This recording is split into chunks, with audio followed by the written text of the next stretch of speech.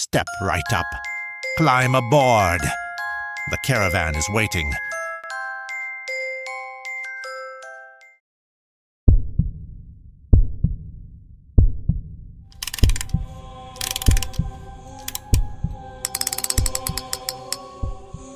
Prologue, Waterwitch, 1951, the Eldridge House. The house held its breath the night Draven Langley Eldridge died. Belladonna Lenore Eldridge pinned back her ghost-white hair beneath a crooked bark-dark hat, bristling with twig tips and leaf moss, drew a ring of salt around the undertaker's slab, and set her knife where a priest would set a black book. Garlic bulbs split with a thumb. Rue, myrrh, and a pinch of bay sand were added to the paste under the pestle. She set a crystal ball in a brass claw and breathed on it.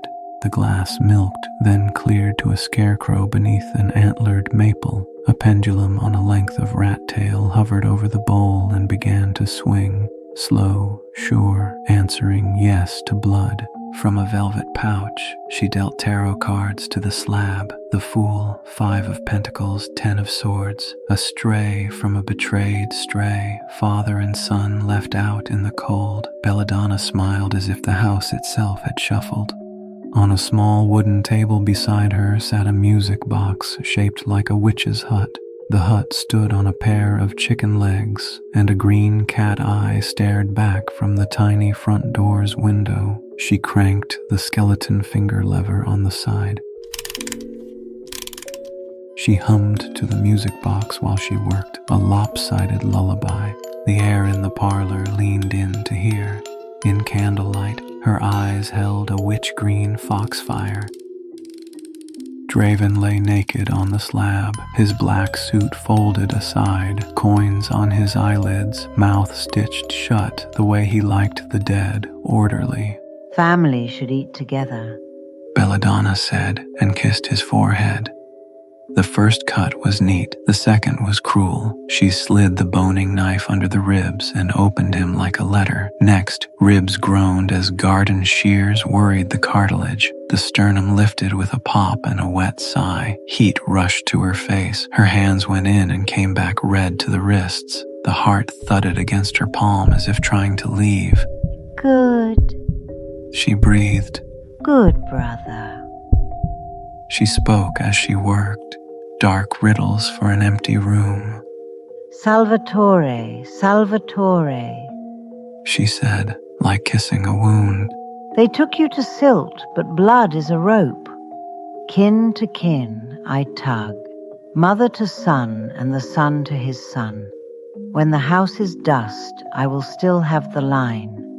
She severed the cords with crow-handled embroidery scissors, the beak blades meeting in quick snips, and set the heart in a wooden bowl. It kicked once, twice, like a startled animal. She placed the crow scissors in a hidden compartment in the back of her spellbook. Oh, brother, She told the cooling chest. you poisoned my belly with grief. You salted my milk with your ledger. You will keep me, then you will fetch him.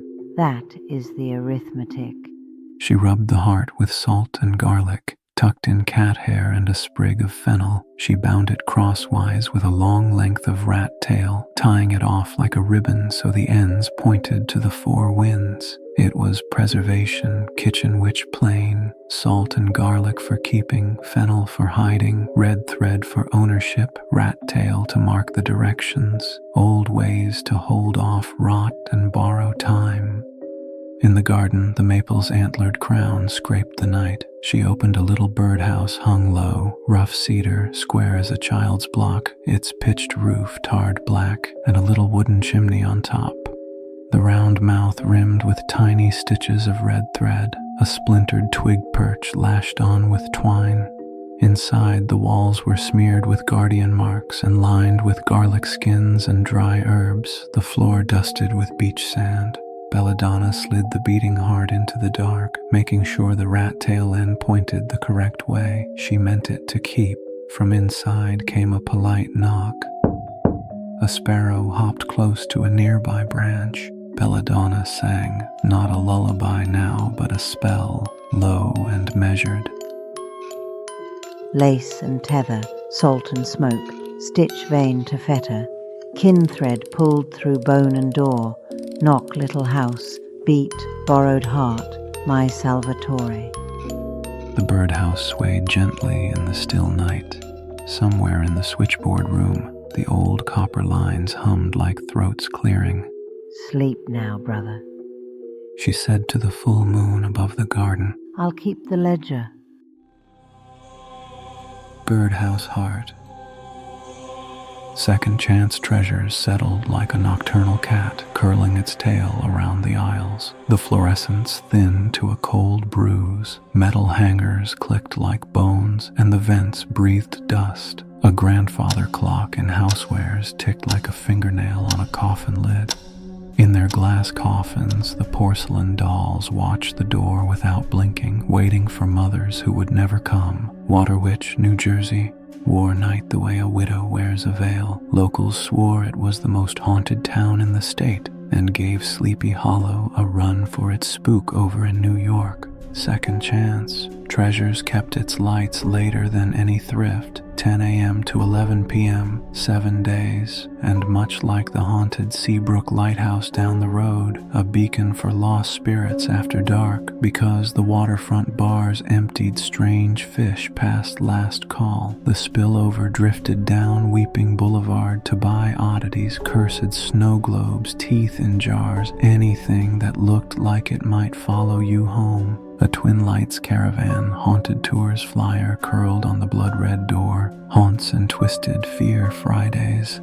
Halloween was 1 week away, and their lanterns bobbed past the window like patient fireflies every night.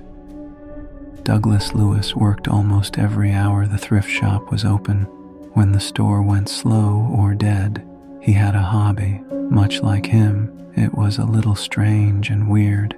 He wired dream catchers from purse hoops and fishing line, webs dressed with feathers, keys, and hair teased from old brushes. He hung them behind the counter like wind chimes. Every so often, when someone asked, he sold one for a crumpled 10 and a cheesy promise. The dream catchers looked like mouths that promised to catch bad things, but mostly caught dust. Douglas was 35, scarecrow skinny, balding at the crown, wire rims pinched to a long nose, twitchy-faced, blinking too often, nose scrunching when he was nervous or uncomfortable, which he often was. His eyes with permanent dark hollows, a sharp Adam's apple, and his fingernails were bitten down past the tips. The only gift he's gotten from his father was his thumb and forefinger webbed like a batwing on his right hand.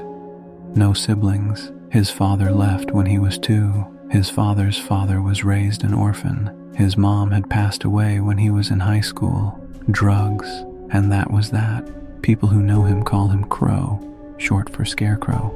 He lives in old band and comic tees. Tonight, a faded Swamp Thing t-shirt, paired with skinny black jeans and the same scuffed hiking boots he always wore, the boots looking too big for his twig legs. Behind the register, he flipped through the day's receipts, smoothed the Z tapes, matched slips to tags, and counted the cash drawer, bouncing from one foot to the other without thinking, that unceasing nervous step he never stopped. Lock it, Mavis Crane said, sticking her head out of the office and pointing a crooked finger at the cash register. 70-something going on 120, hair like steel wool, the flesh of her face sloughed in slow, corpse-soft folds. Estate box is yours to price tomorrow. The finger shot towards a shelf behind the counter. It's from the Eldridge house.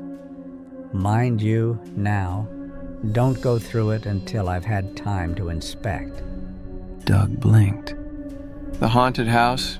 He said, wiggling an air quote with his left unwebbed hand. Of course. She made her voice quieter. Mama Gloria kept that place. Headmaid. This one's tagged for staff. Was told it was found in the wine cellar.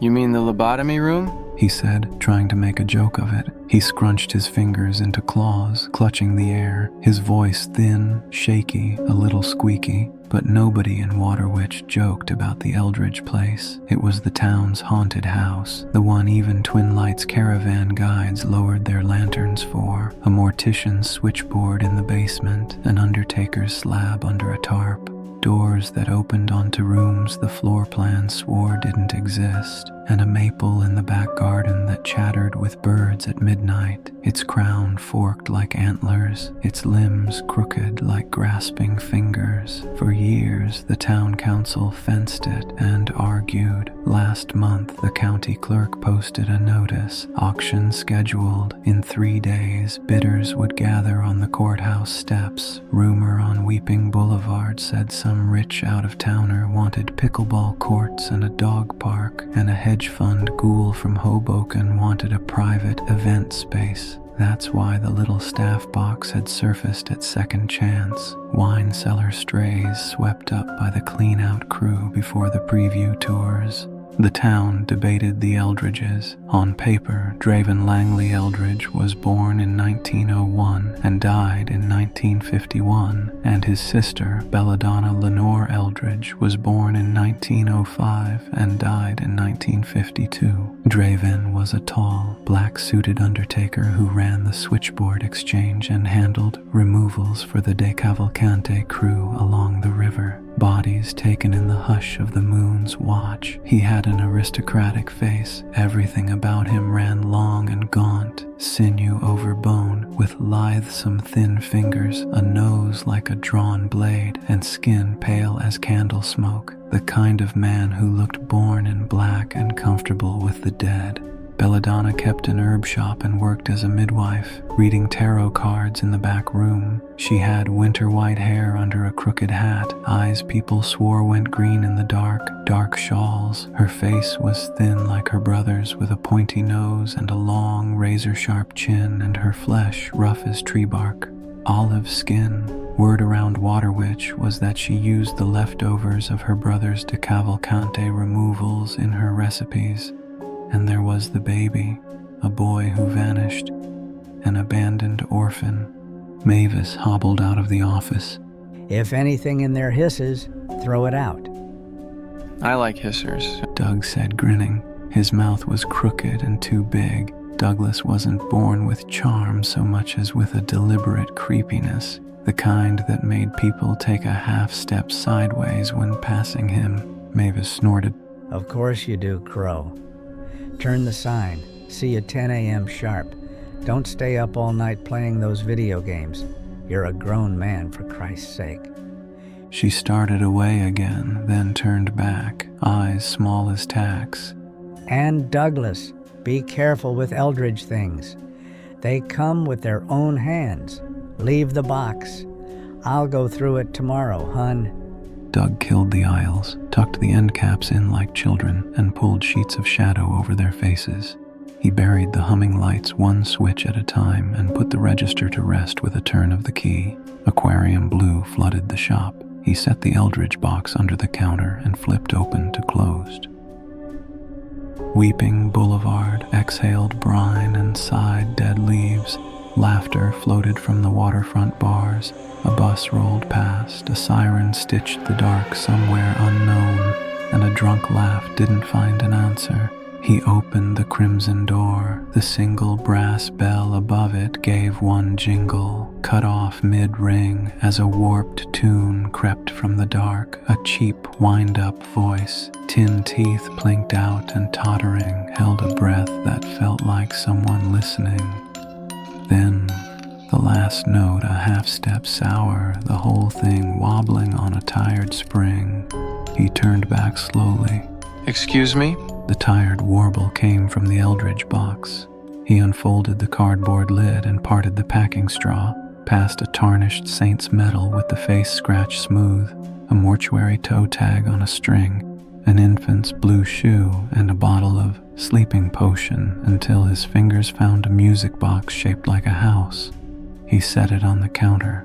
Not a house, A hut, squat, roof peaked like a witch's hat, perched on 2 carved chicken legs with knuckled claws that made a tiny scratching step walking in place. The roof shingles were thin blue enamel chips. A tiny porch leaned forward with a toothpick railing.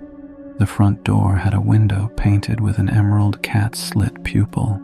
A crooked chimney was drilled through. From it came a thread of smell, garlic and old books. Doug thought quizzically. At the side, a crank shaped like a pale skeleton finger curled inward as if beckoning. Doug hadn't wound it. The warped melody played again. Ah, weird, he said. He put 2 fingers on the hut's roof to steady it, probably a stuck gear or spring or whatever the hell made these things go. He turned the skeleton finger crank until it got tight. The tune straightened, nursery sweet and old, but wrong, while those damn chicken legs ticked, walking in place. Good evening, Mr. Douglas Lewis.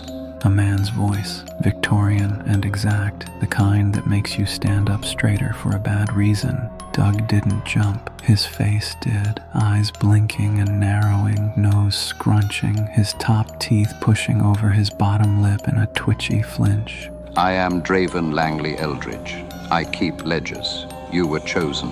You will perform 7 acts: fetch, reveal, remove, replace, bleed, wake, bind, in this order. Each act must be finished before first light. If you hesitate, you shall pay. Now begin. My house, 2nd floor. Inside the nursery toy chest, under the false bottom, a blue dress waits. Bring it to the maple in the garden. We are setting a table. Doug jerked back hard enough to bang his elbow on the register. Yoinks. He said, quoting one of his favorite cartoon characters. Nope. He tipped the hut on its side. Smooth wood, no battery slot, no cord. The melody went on. He placed it back down on the counter, wiping his hands on his jeans before grabbing his cell phone. He thumbed Mavis's number. It went right to voicemail. Hey, it's Doug. Your Eldridge box is hissing. Well, actually, it's talking. Do not delay, Mr. Lewis. Draven's voice cut in, neat as a blade. Doug stared at the witch hut. The little door's green cat eye seemed to look straight back at him. It blinked. He thought, no, it couldn't. He ended the call. Begin, Draven said. Your time has come. The bone-white crank stopped. Douglas just stared at the cat's green eye. From housewares came a warning crash. A tower of thrift platters leaping off their shelf and shattering. The eerie melody trudged along as if crying in pain. Through the front windows, fog came in off the bay and laid a cold hand on Weeping Blvd. A Twin Lights caravan group drifted past, lanterns bopping and their flames like imprisoned souls, while a guide's voice carried, The Eldridge House, haunted, demonic possession, auction in 3 days. The lullaby cut out, a held breath, and then the hut's crooked chimney exhaled a thread of red smoke as the tune started again. Bizarro land, Doug said. Got to be Mavis. Early Halloween trick. Bet Lenny's in on it. Lenny was his only pal, a creepazoid in the opposite direction. He looked like he ate guys like Doug for snacks. Either that or, those cheap shrooms Lenny gave me last weekend are finally kicking in. He thought with a laugh and twisted the crank again. Draven's voice was urgent. Move with haste. Doug flinched, then found himself smiling. Fear put a hook in him and tugged. It always had. He loved the scary and the strange, the way they turned his dull world into a story. He reached to shove the hut under the counter. The front window boomed.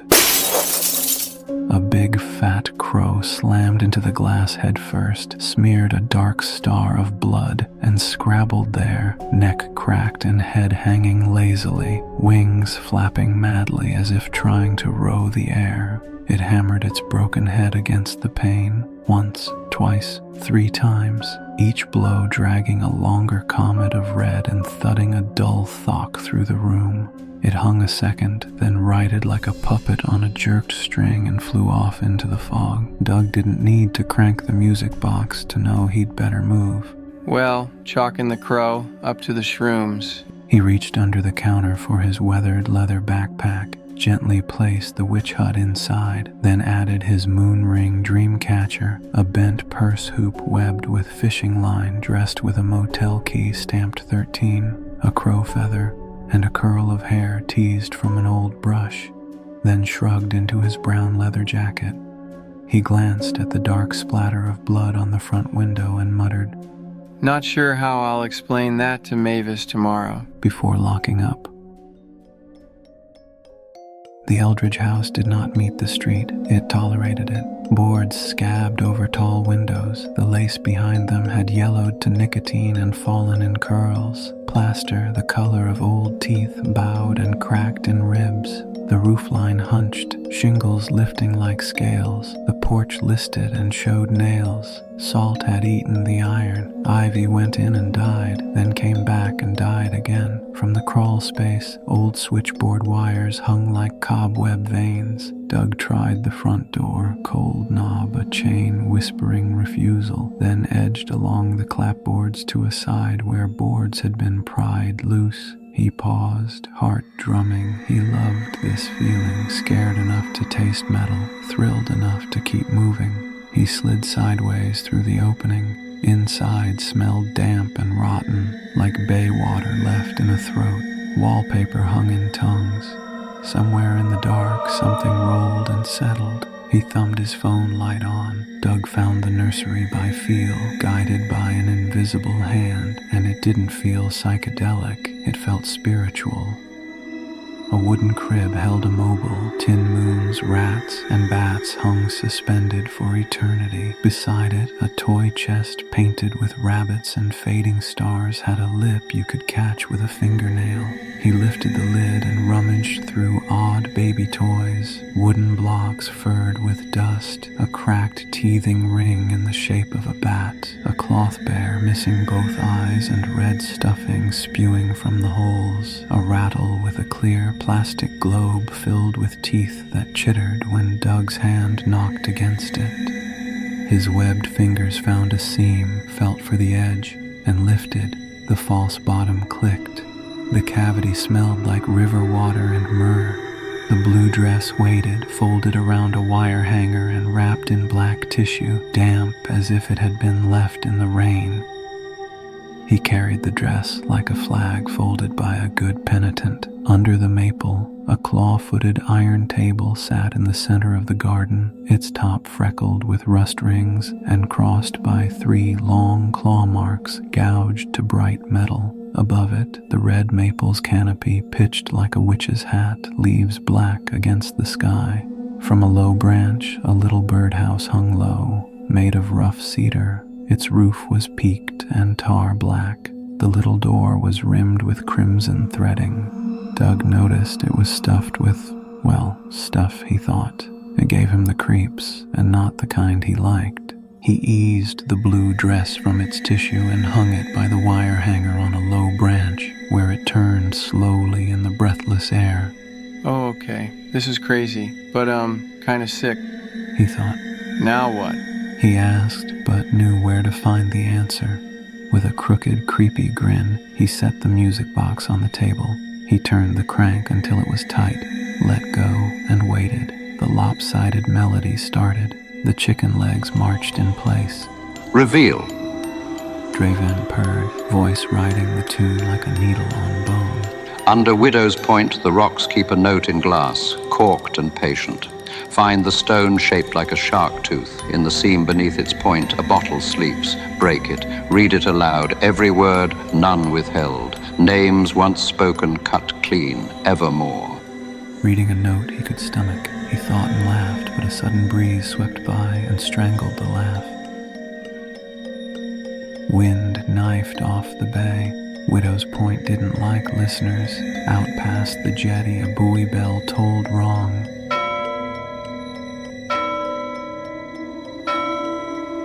Like a lost soul crying into the endless sea. Okay, Draven, where is that rock? Doug muttered. As if on cue, the Seabrook lighthouse's spy light swept the jetty and held, painting a shark-tooth rock near the very end, where the moon sat low on the water like a door waiting to open. Wicked, Doug said. Widow's Point was all bad footing. The seams between the boulders looked like shadowy eyes, black, wet, and patient, watching for a misstep and ready to swallow. Luckily, his hiking boots were coming in handy for the first time in his life. They gave him good grip even on the slick sea moss as the coastal breeze shouldered him a few times, trying to throw him off balance. He pictured himself blowing away and washing up as a piece of driftwood on some far shore. He took his time and made it. In the seam under the tooth's point, an old brown beer bottle lay wedged in shadow and barnacles, thick-lipped glass gone sea-clouded. He worked it free with numb fingers, skin rasping shells and green algae, then cracked it against the rock and shook the note into his hand. The handwriting was disciplined, almost dainty. Collector of debts, keeper of rooms. By blood the tally binds, by blood the house is made whole. Refusal is no refuge, the account does not sleep. It merely reassigns, the owing will find you. Sign below, blood only. Below the stanza ran a thin line and 2 words, sign below. Yeah, no, He said. Doug liked horror, but this was too weird. He got his phone out to call Lenny. No service glowed where the bars should be. Thunder answered. A beat later, the sky tore, blue-white, and lightning hammered the bay just off the jetty. The world went white at the edges. Air cracked so hard it hit his teeth. Ozone burned his nose. The black water around the strike boiled and hissed, and his hair stood up as if a hand had lifted it. He looked at the brown glass shard at his feet, sighed like a man signing for a package he didn't order, and cut the tip of his middle finger. Blood beaded bright, then soaked greedily into the paper as he wrote Douglas Lewis in a careful hand. He folded the note and tucked it into the small zipper pocket inside his backpack. He took out the music box, set it on the rocks. He sucked the bead of blood from his finger, then, exhaling, turned the crank. Remove. Draven said, pleased. In Waterwitch, eyes walk on 4 feet. Between Second Chance Treasures and Weeping Diner, the alley keeps strays, just like you and your father. Blood will call the right one. A Tom will be waiting. You will know him when you see him. Let it drink, then take the green eye that looks back. Sight is a tool. Ours has been borrowed. Oh, fucking great. He told the sea. Eyeballs. He wiped his finger on his jeans and slipped the brown glass shard into his back pocket. He slipped the Witch Hut music box back into his backpack, shouldered it, and made his way through the autumn night under a full gibbous moon, down Gallows Street from the Eldridge Hill toward Weeping Blvd, where Halloween was around the corner, grinning pumpkins and plastic bones jittering on their strings, 12-foot skeletons leaning over porch rails, fog machines coughing tomb-cold breath, animatronic witches cackling from stoops, and paper bats stuck like scabs on windows 2 blocks from the boulevard. Right where a creep belongs, he told himself. Back on Weeping Blvd, the street lamp threw a weak puddle of light across the alley between Second Chance and the diner. He checked his phone to ring Lenny or Mavis. 12 a.m. on the dot. No service still glowed. At the corner, an old payphone hung crooked. It rang once and held. Draven's voice spoke up. I kept the switchboard in life, Mr. Lewis. I keep it still, even in my coffin. Remember, blood will call the right one. Doug slipped into the alley. Garbage bins and damp cardboard boxes made a vein of rot. He crouched and took out the glass shard and reopened the cut on his finger. Drops pattered onto the concrete and looked black under the alley lamp. The dark made cats. First 2 shadows, then 3, luminous coins blinking low to the ground. The biggest padded forward, a coal-black overfed tom with witch-green eyes. It sniffed, then set a rough tongue to his finger and licked and licked and licked. I can't. He whispered, brushing the cat's head. The crooked payphone at the corner shrieked once and went dead. The street lamp began to buzz like a hornet's nest. Draven's voice braided through the hum. Hold and cut, Mr. Lewis. From the bins, a half-dozen other cats slid out of shadow and formed a ring, fur lifting, backs arching, mouths opening in one long hiss that fogged in the cold. Something tall and long-faced leaned off the alley wall, a shadow with a blade of a nose, and then was gone. Okay, shit. He said, then glanced down. Sorry. He moved, fast, miserable. The shard went in with a wet kiss. Heat leapt his wrist. The cat bucked, claws raking his jeans, fur lifting in a dark ridge. Hot piss sprayed his boot and burned the air with ammonia. It let out that horrible mule.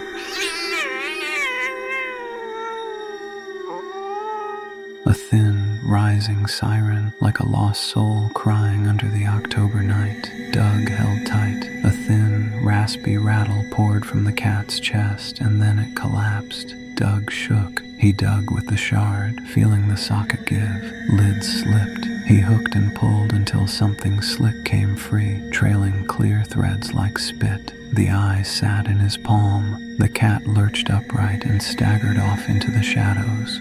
He dropped the eyeball in a red plastic bag from his backpack, courtesy of Second Chance Treasures, and tucked the yacht into the side pouch. He sat cross-legged on the cold alley concrete, the cat's body a shadowed comma by the bins. He set the hut between his knees. Doug twitched. He turned the crank. Replace.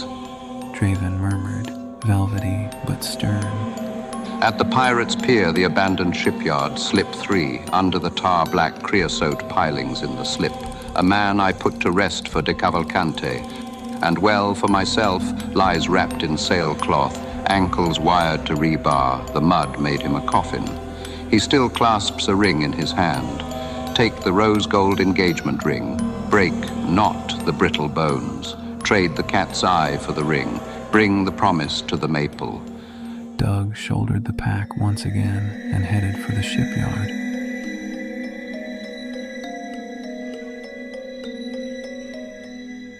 Corrugated sheds hunched like shoulders, chains ticked against masts. The tar stink of creosote rode the tide. Folks said pirate ghosts haunted the place, those he could deal with. Teens high on weed and drunk on alcohol, he wasn't so sure. At slip 3, the water chewed the pilings, tar-black piles rising from the slip like broken teeth. Some snapped to stumps at low tide, some leaning and knocking in the swell, a few thrown up on the mud like broken ribs. The tide was out, leaving shin-deep muck that took his boots with a soft curse at each step. He climbed down a ladder riddled with barnacles and stink and found the place the voice had meant, a slump of sailcloth wired to a piling and a neat hollow scoured in the mud by the current. The muck had done what grave dirt does. He carefully loosened the sailcloth, mindful of the wire at the ankles, until the hand lay bare. Between 2 brittle fingers sat a rose gold engagement ring. He worked slowly. Sorry, he said, because the living and the dead both deserved some respect, he thought. The bones clicked. He eased the ring free without breaking the hand and replaced it with the cat's eyeball. In his backpack, the music box began to play. He climbed the barnacled ladder out of slip 3, boots sucking free of the muck, and set the hut on a big dock cleat. The street lamp's reflection jittered in the black water. He turned the skeleton finger crank, knowing Draven was trying to speak. He bought her an engagement ring. He forgot his place. She was never to be anyone's but mine. I corrected the ledger. Draven murmured, that fire and sugar mix in his voice. In life I sent word to De Cavalcante. Had Salvatore Carbone taken off the board? A lover's name rang on my line. I cut it from the book. He paused, and when he spoke again, the phonograph hiss sounded like breath.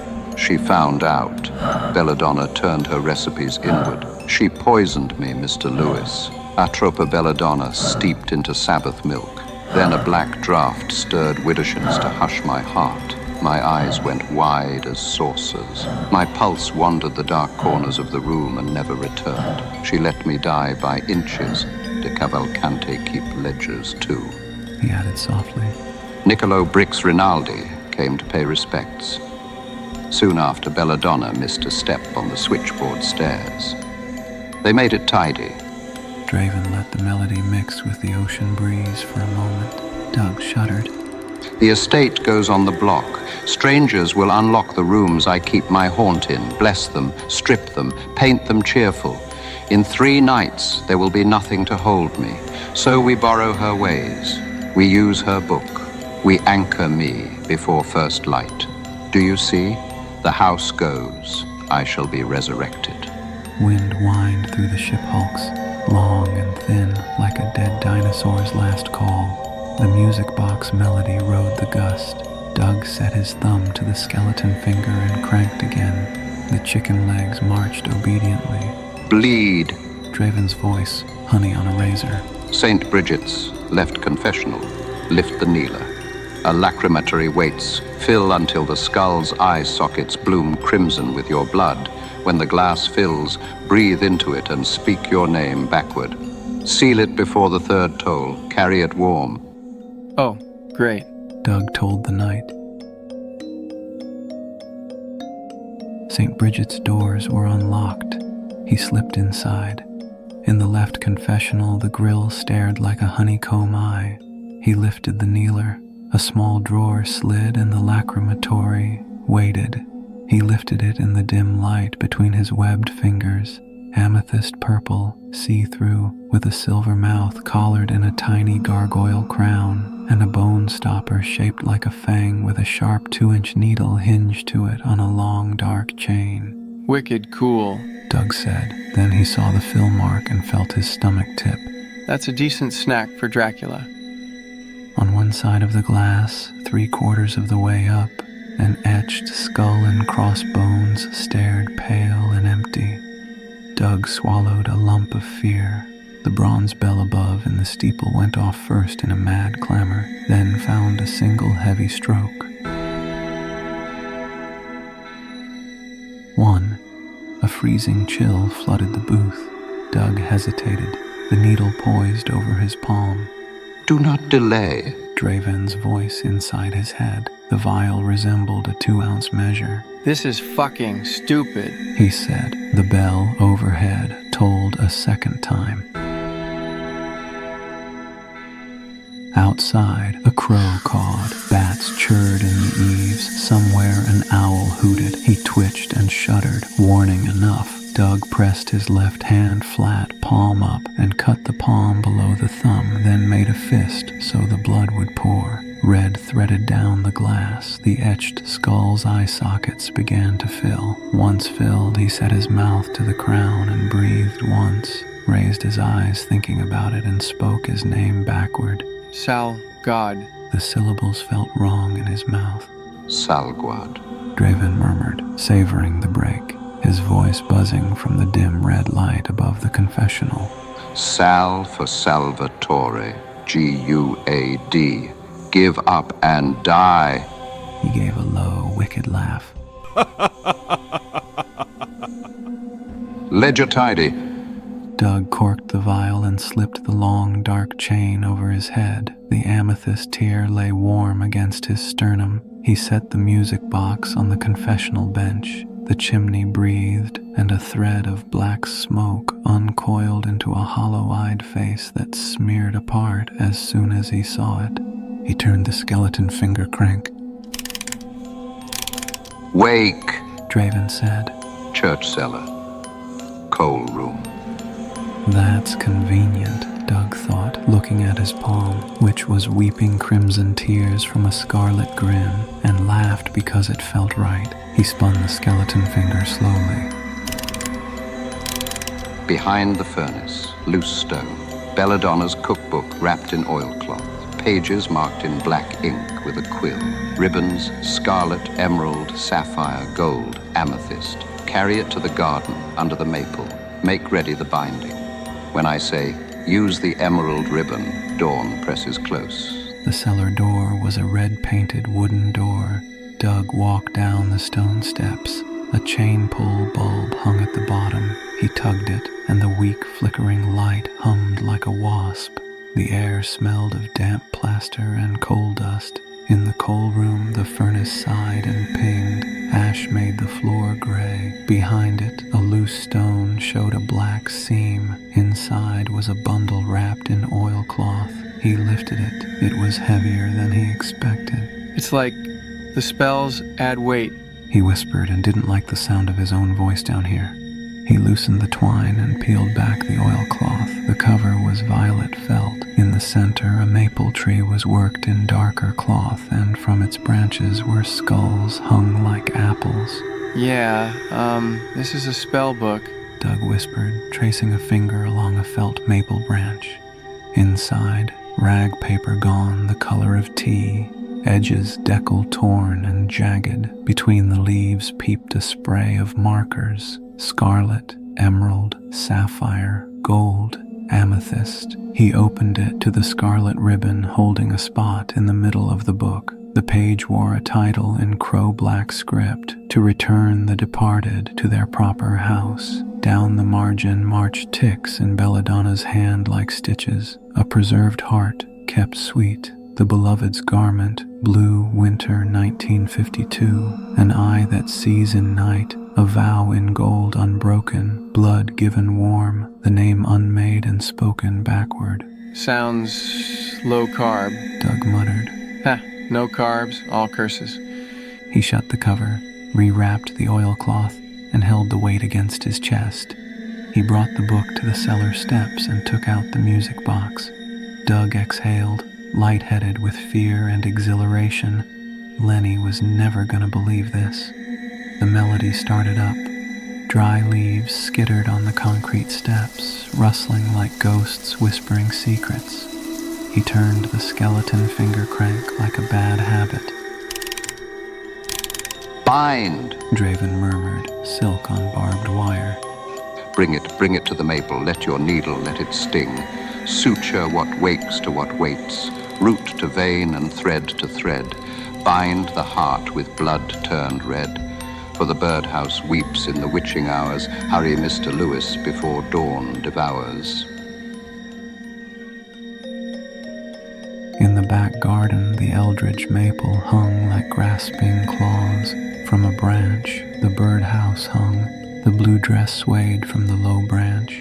He set the music box, the cookbook, the lacrimatory filled with his blood, the rose gold engagement ring, and the note from the beer bottle under the broken shard of glass on the clawfoot iron table. He took out his moonring dreamcatcher and set it on the arm of one of the matching iron chairs that went with the table, the web catching a sliver of starlight. He turned the skeleton finger crank. The tune tottered up. The witch's ladder, Mr. Lewis, in the maple's knot. Bind the house while you recite. Grip each of the 6 knots, 1 line per knot, and read the page marked by the emerald ribbon. Draven said. Recite every word, 6 lines, none withheld.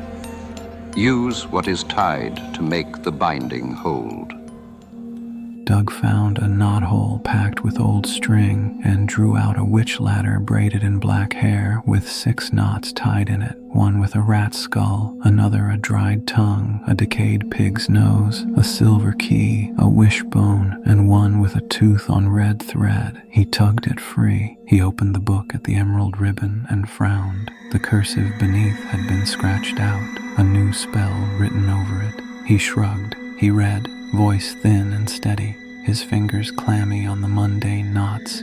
By Rat Skull Chapel, Little Bone Gate, tally the debt and fasten the fate.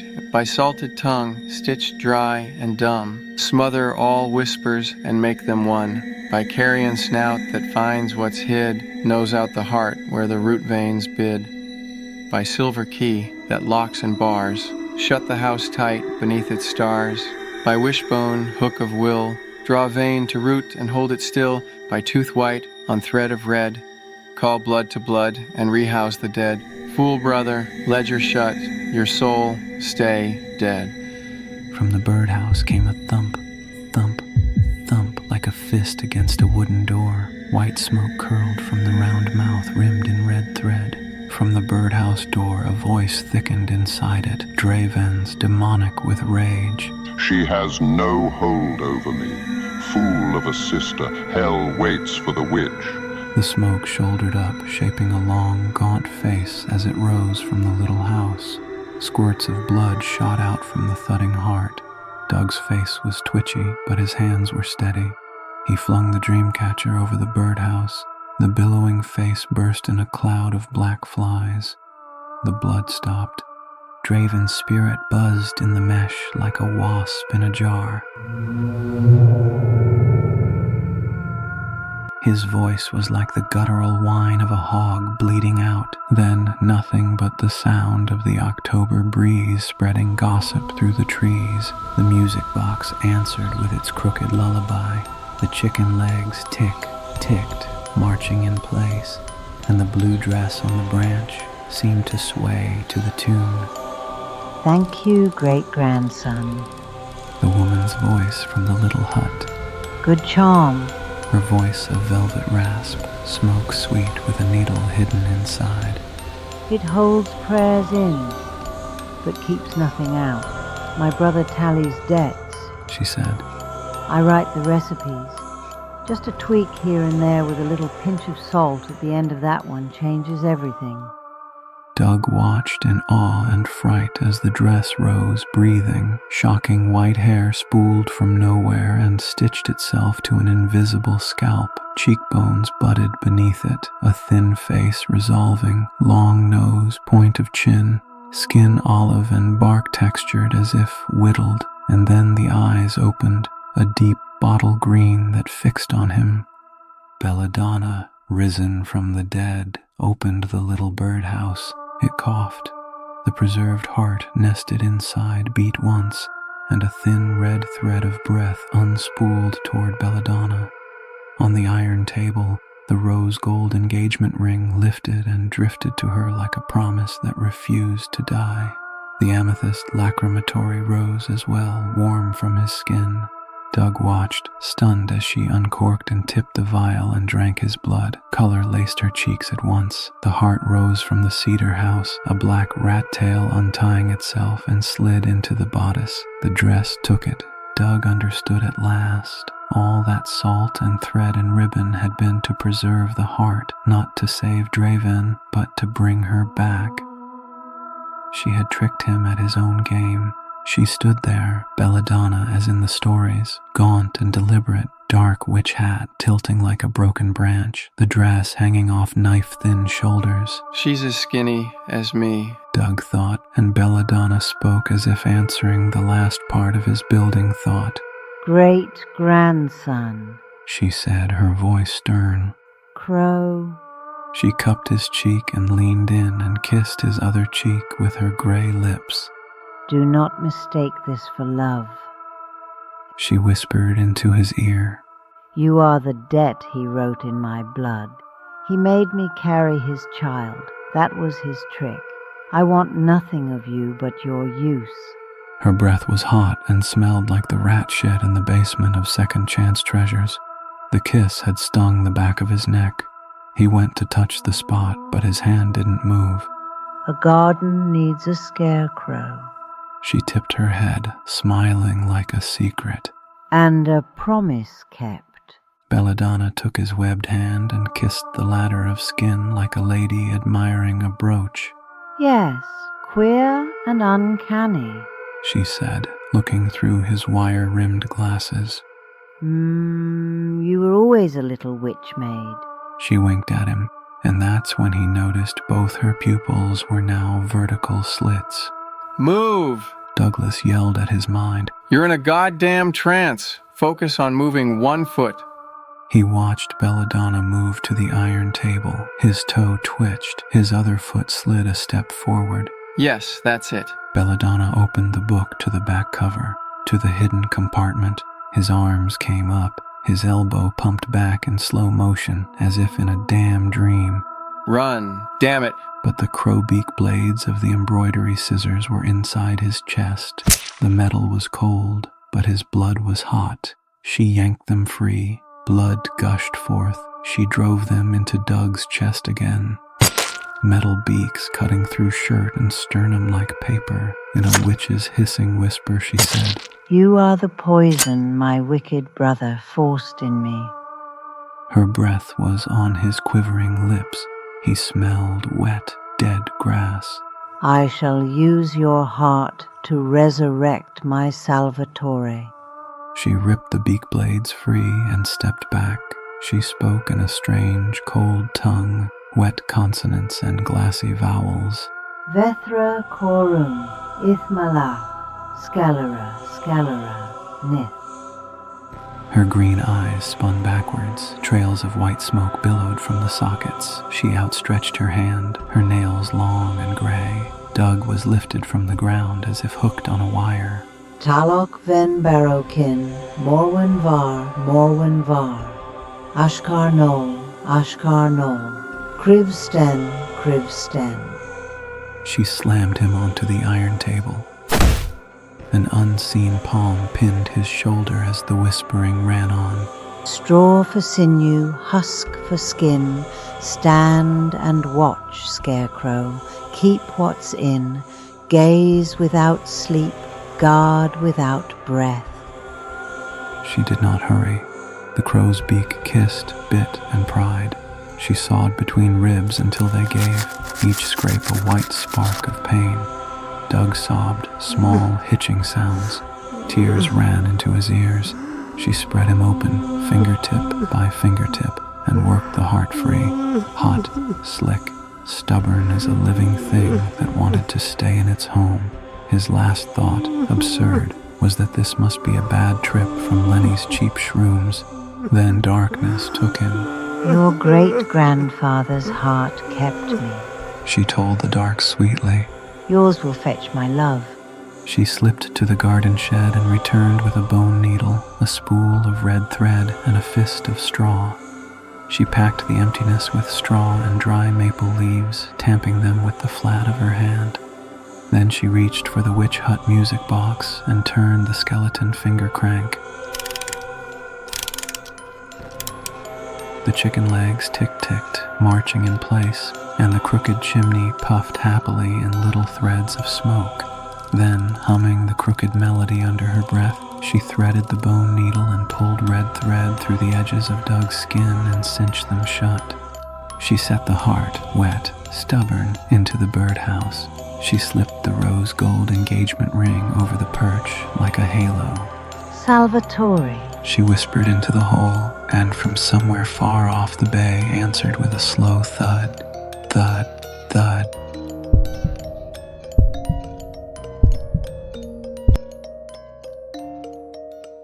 Three months later, the plywood fence wore a new sign, sold. The county deed said the winners of the auction were Donna M. Ellis and Sal V. Ellis of Cuyahoga County, Ohio, paid cold, hard cash. On Weeping Blvd, a fresh application taped inside a storefront window read, "Business registration, Sabbath Milk Botanica, LLC, owner Donna Ellis." The shingle promised herbs, teas, and midwife services. The logo was a crooked maple with skulls for apples. Neighbors said the Ellises were sweet and private. He wore his wedding band like it had always been there. She had green eyes that sometimes caught the light wrong. And day and night, a scarecrow watched the back garden from under the maple, straw thin, a moon ring dream catcher hanging like a noose at its throat, its head a thin burlap sack cinched at the neck with a wire-rimmed glasses sewn where eyes should be. Perched on its shoulder, a little witch hut music box on chicken legs clung like a parrot. At night, under the moon's watch, the chimney breathed snakes of smoke when the wind turned. The skeleton finger cranked on its own, and the birdhouse that hung from the maple's branch swayed, slow at first, then with a pulse, thump, thump, thump, keeping time with the warped lullaby while Waterwitch held its breath.